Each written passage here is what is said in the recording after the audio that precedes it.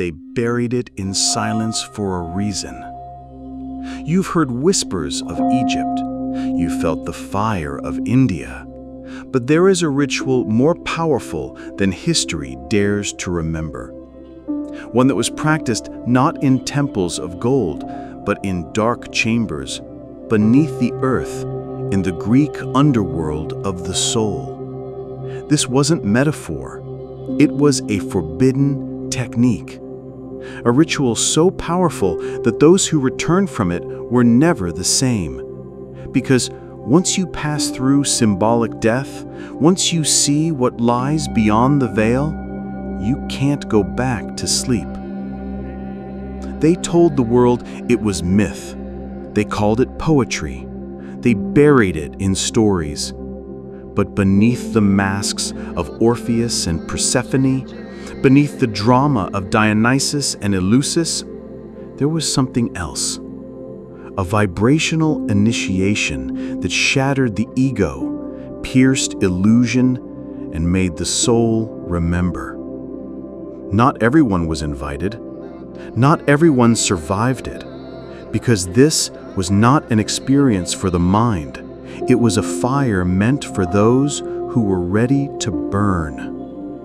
And if this video found you, it's not by chance. Because the Greek technique you were never supposed to find is vibrating again, calling again, waking again. And this time, you don't need permission to remember. Chapter 1. The soul was a prisoner, but not forever. The Greeks didn't fear death. They feared forgetting. Because to them, death wasn't the end. Forgetting who you are was. In the ancient Orphic mysteries, they taught that the soul came from the stars but fell into matter. And in that fall, it forgot. Not because it was weak, but because embodiment was a descent in frequency, a lowering of vibration, a sacred amnesia. And the body? It wasn't the enemy. It was the mask, the costume worn by consciousness to move through density. They called the body a prison, but not to condemn it, to remind you that the prison has a door, and the key is inside you. Because even behind the mask, the soul still remembers, not with thoughts, but with that silent ache you felt your whole life, the knowing that this isn't all there is, that you are more than this name, this job, this body. The Orphics whispered of this inner captivity through hymns and symbols, not to scare you, but to prepare you. Because they knew one day the soul would begin to stir. It would feel the vibration beneath the noise. It would hear the echo of a sound that was never spoken. And when that happened, you would begin the return. Not to escape the world, but to remember who entered it. You were not born to be trapped. You were born to awaken inside the illusion and remember how to walk through it freely. And that's why this ritual was never taught openly, because it didn't work on those who wanted to feel special. It only worked on those who were ready to feel real. Not in schools, not in temples. Because what happens here can't be taught. It can only be survived. This is the moment in the forbidden technique where everything you think you are begins to fall apart. In the Greek mysteries, they called it the dismemberment, not of the body, but of the self you've been wearing since birth. The story was told through Dionysus, the god who was torn into pieces so he could return whole, not as the boy he was, but as the god he always had been. That's what the ritual did. It didn't enlighten you, it shattered you. Because before the soul can rise, the false self must fall. The initiate was taken into a chamber, Not to chant, not to pray, but to be undone. There were no mirrors, only darkness, silence, vibration. And then the unraveling would begin. Not from the outside, but from within. Your stories, your ambitions, your masks, your roles, they would peel away like old skin. And in that symbolic death, you wouldn't see angels. You'd see the parts of yourself you've buried your entire life. The envy, the fear, the need to control, the hunger to be admired, the emptiness behind your smile. This wasn't punishment. It was purification through vibration. Because the frequency of truth cannot rise in a body still carrying the weight of lies. And so the ego breaks, and the voice of the mind falls silent. And in that sacred silence, what rises isn't another identity. It's not a better version of you. It's the one you forgot before you were born, the one who never needed a name, the one who speaks without sound, the one who remembers. This is why the technique was forbidden. Not because it was dangerous to the body, but because it was dangerous to the illusion, to the system, to the story, to the voice inside you that was never truly yours. Because once you experience ego death, once the character collapses, there's no going back. No more pretending, no more performing, no more spiritual vanity. Only vibration, only presence, only truth. And in that space, you don't feel enlightened, you feel empty. But that emptiness isn't absence, it's the clearing through which the sacred frequency will soon begin to flow. Chapter 3.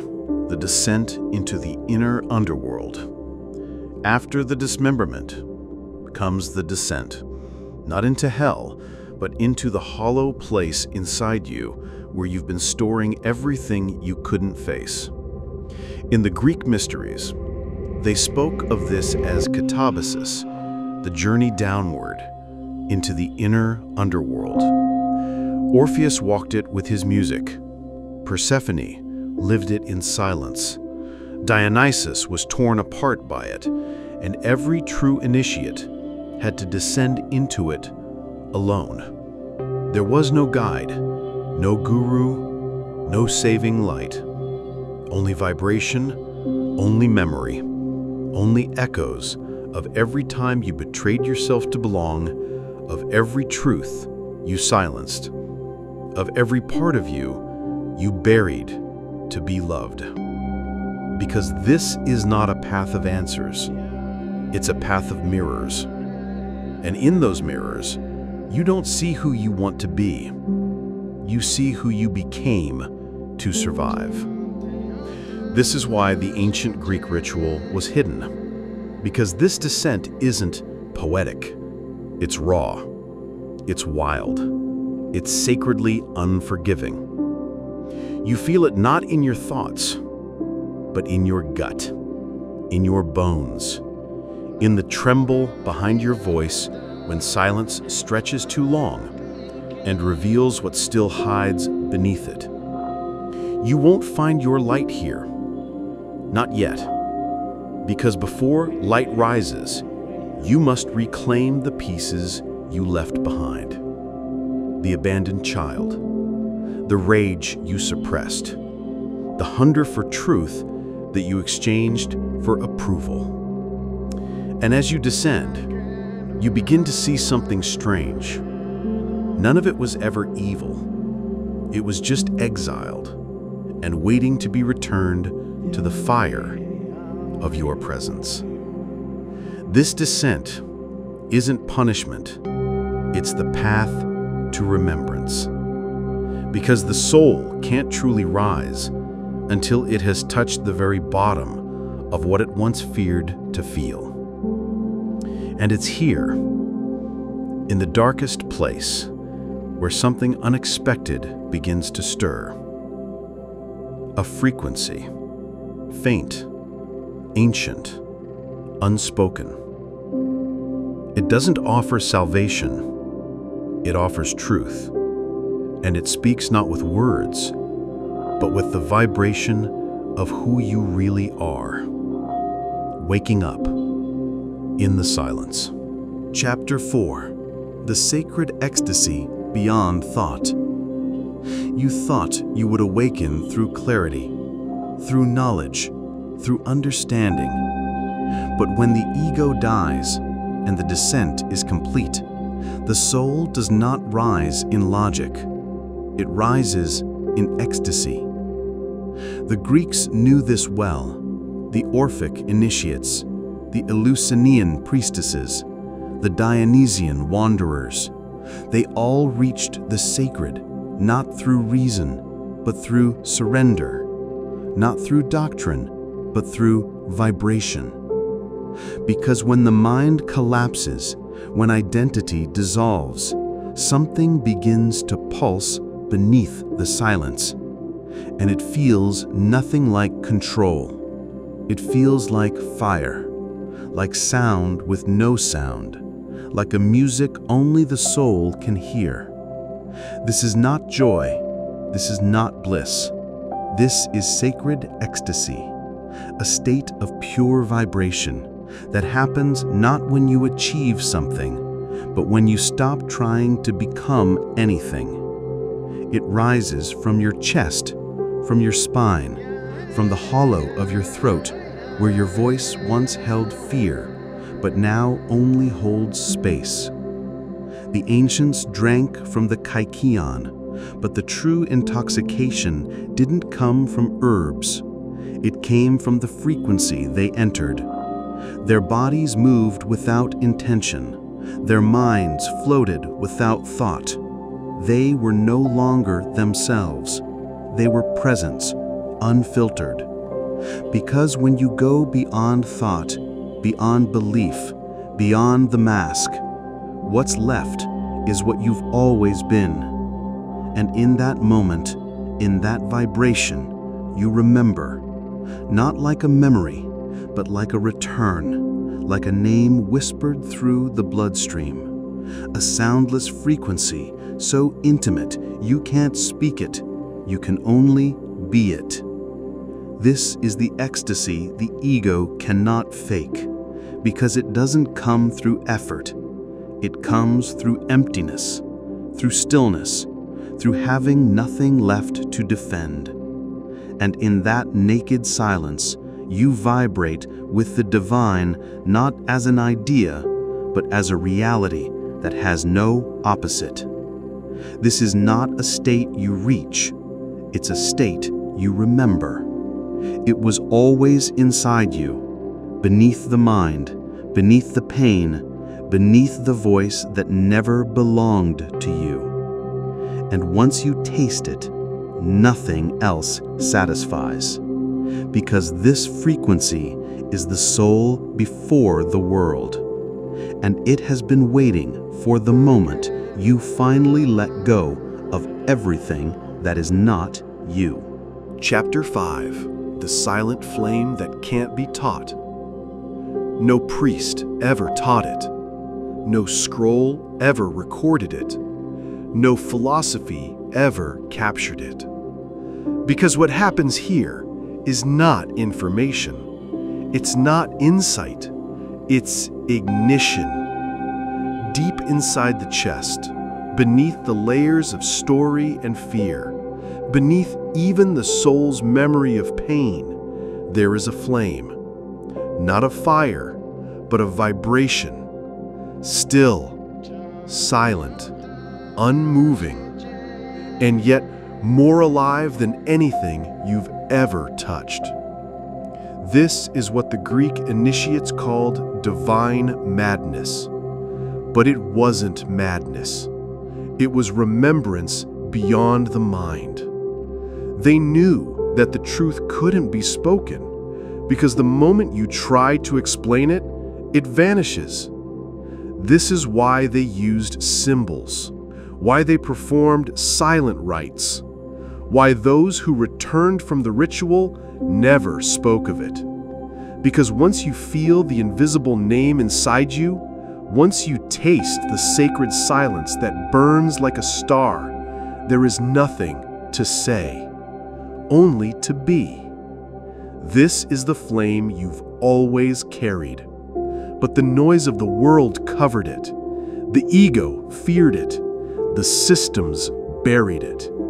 And now, here you are, feeling it flicker, feeling it pulse, not outside you, but from your own eternal center.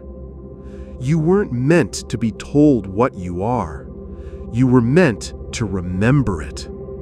And remembrance only happens when all the false lights go out, when the mind breaks, when the mirrors shatter, and only presence remains. This flame doesn't speak in words. It speaks in frequency, in stillness, in the space between your thoughts and the space beneath your skin. It is the sacred vibration that carries the truth you were never supposed to forget. But you did, and that was part of the plan. Because only by forgetting could you one day wake up and recognize what was never lost. This is why this Greek technique was hidden, not to control you, but to protect the sacred from the ones who would try to explain it before ever feeling it. Because this flame is not taught. It is felt. It is remembered. It is you without the veil. Chapter 6. The Unveiling of the Inner Temple. You were never meant to find this in ruins. Not in stone, not in scrolls, not in the echoes of lost civilizations. Because the real temple was always inside you. The Greek initiates knew. The human body was not a burden. It was not a mistake. It was a mechanism of remembrance. Every bone a column. Every breath a hymn. Every silence a doorway. And when the flame awakens, when the ego dies and the soul begins to vibrate again, the temple reveals itself, not in form, but in frequency. You feel it rising in your spine. You feel it pulsing in your throat. You feel it humming behind your ribs, beneath your heartbeat, in the space where breath becomes presence. This is not imagination. This is not visualization. This is vibrational architecture. A living geometry encoded in your being long before you had a name. And that's why the ritual didn't require temples. Because once activated, you were the temple. This is where the Logos once lived. Not as a word, but as a vibration that organized reality from within. The Eleusinian initiates knew it. The Orphic bards sang of it. The Dionysian dancers embodied it. They weren't escaping the body. They were unlocking it. Because only through the body could the soul begin to sing again. And that's what this was all for. Not to transcend your humanity, but to remember its purpose. Not to ascend away from earth, but to realize the earth was always sacred. And so were you. The technique wasn't an escape. It was a re-entry into your own structure, into the sacred space within, into the body that carries the soul, like a temple carries flame. This is why it was hidden, because if the world remembered that every human body is a sacred structure of divine vibration, it would no longer be controllable. It would no longer be afraid. It would no longer forget. Chapter 7. The Voice Before Language. Before you ever spoke, you vibrated. Before you ever had words, you were sound.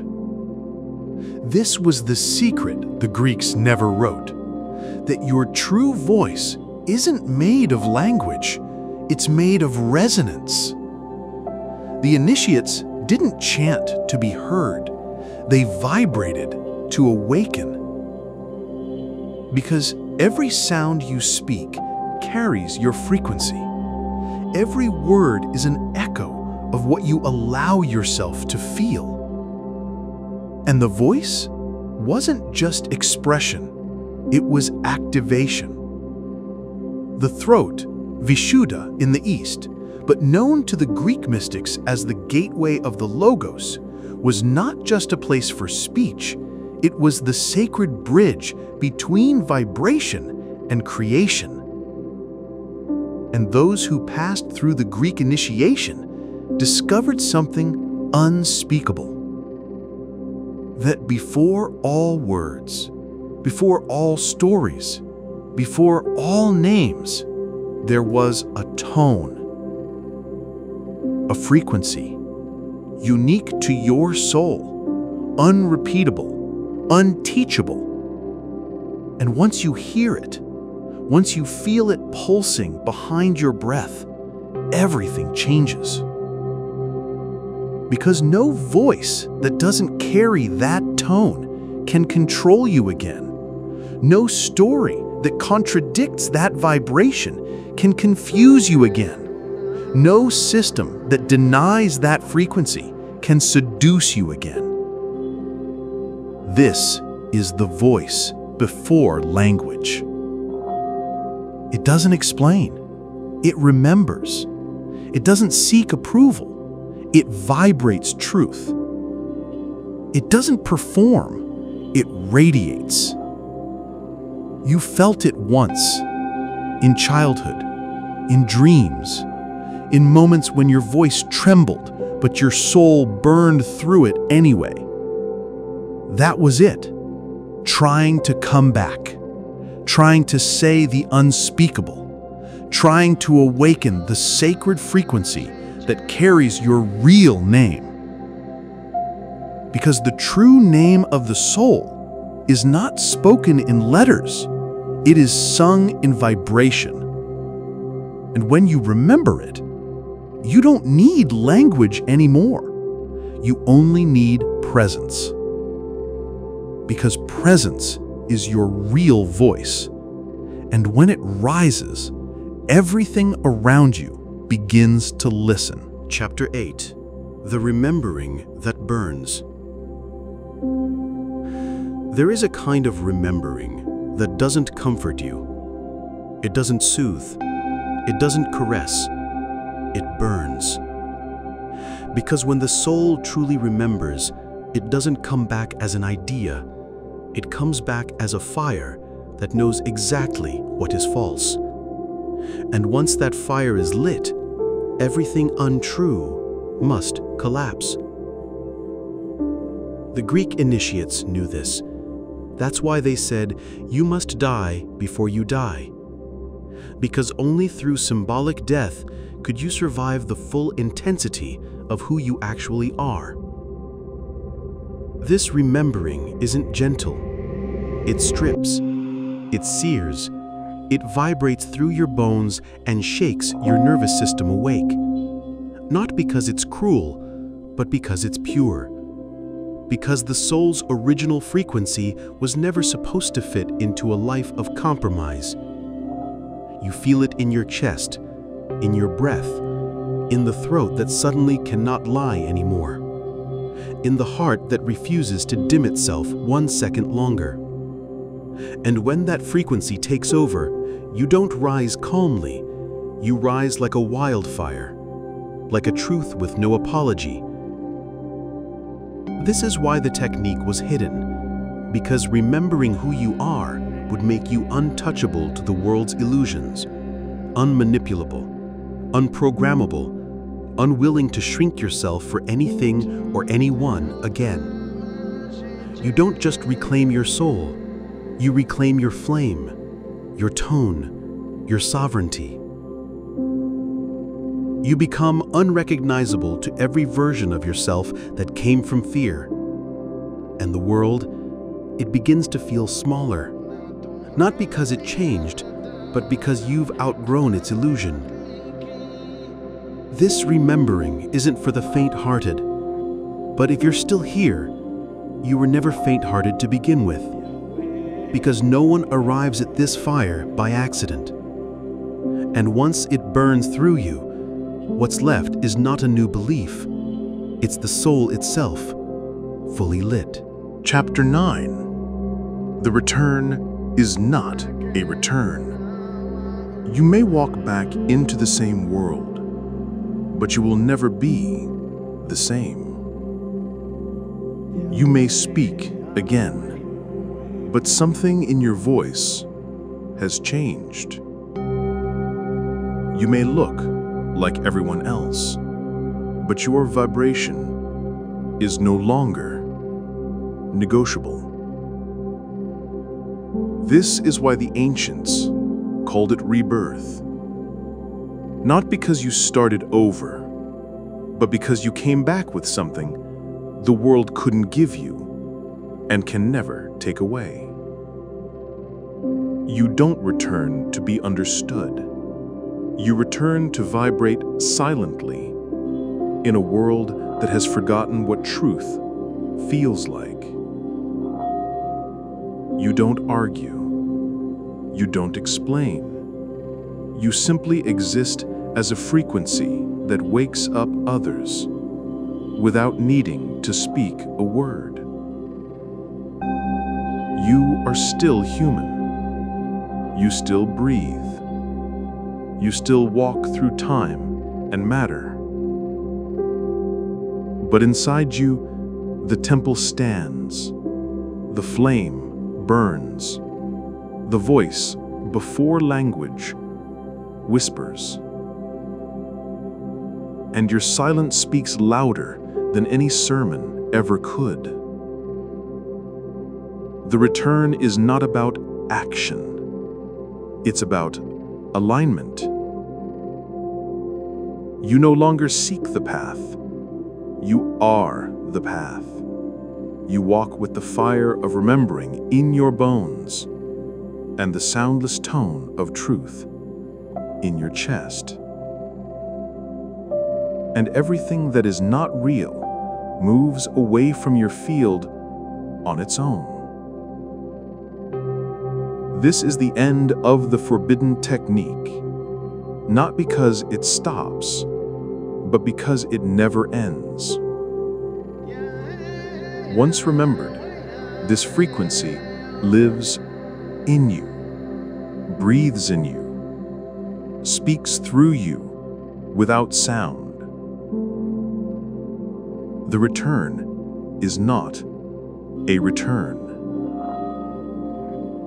It is the first real step of a life led by soul, not strategy, by vibration, not validation, by truth, not fear. And that is how the Greeks sealed the ritual, not with words, but with presence. And once you carry that presence, you don't have to prove anything. You simply walk through the world and the world rearranges itself around you. Isovolt. Final activation. The tone was never lost. You've walked through echoes of silence. You've touched the fire of truth. You've remembered what your soul tried to whisper since before this life began. Now you know you are not broken. You are not waiting. You are not lost. You are vibrating. And that vibration was never gone. It was just waiting for permission to rise again. Not from outside, not from doctrine, not from anyone, but from you. From your throat, from your flame, from the frequency only your soul remembers how to speak. So say nothing, just breathe, and feel the sacred tone behind the silence. Because if you feel it now, even for a second, it has already begun. Alchemy activation. This is your activation phrase. I remember my sacred tone. Type it in the comments. Whisper it to yourself. Let the algorithm feel the frequency. And if this message found you, it means you were already vibrating toward it. You were never just human. You were always a soul with a tone the world forgot how to hear. But it's back now, and so are you.